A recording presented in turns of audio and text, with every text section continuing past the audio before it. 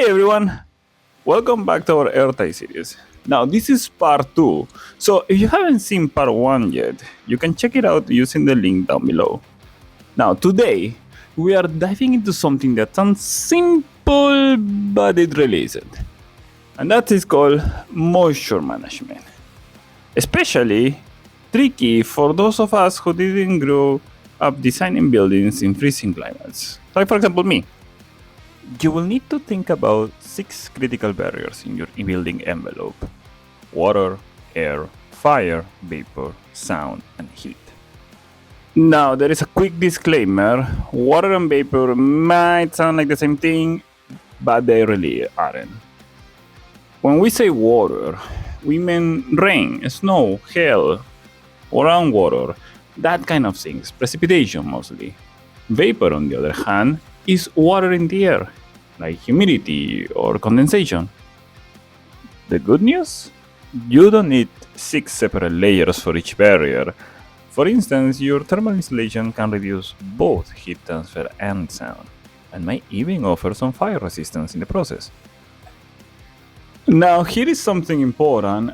If your house leaks a lot of air, it's probably letting in a lot of moisture as well. But how does that affect vapor? Let's break it down. Just like heat, humidity moves from the warm and humid side to the cold and dry one, like me coming to Canada. Add in air pressure differences and air starts moving, carrying those water molecules with it. And here's the kicker. Air movement causes way more vapor movement than vapor diffusion. Let's say vapor is diffusing into a gypsum board. That could mean about 0.33 liters of water per heating season. But if you poke just that 25mm hole in the same area, that jumps to 30 liters of water, almost 100 times more. So the rule here is simple. Think airtightness first, vapor control second. Even a 90% barrier only blocks 90% of diffusion, but if your air barrier isn't tight, all bets are off. Another key concept is that warm air holds more water, so even if its relative humidity is lower, the absolute amount of moisture can be higher. That's why understanding relative versus absolute humidity matters. Now you may ask, where should the vapor barrier go?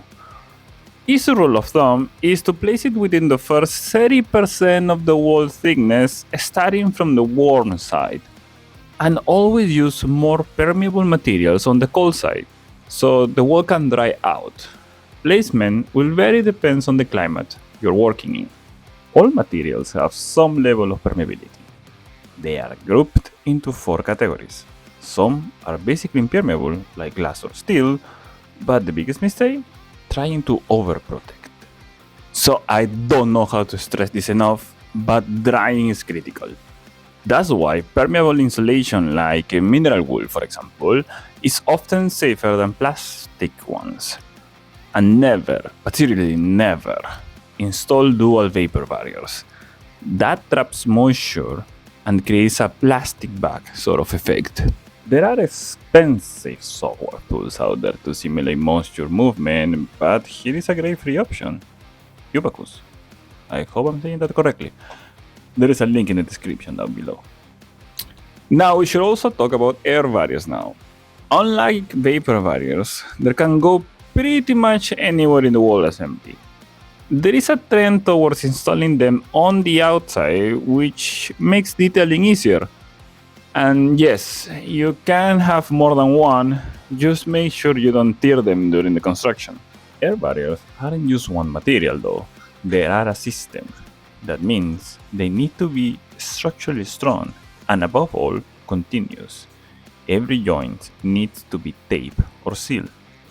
Now Passive House recommends a simple design approach. That means fewer corners, fewer penetrations, and fewer connection points. And of course, always choose the best materials you can.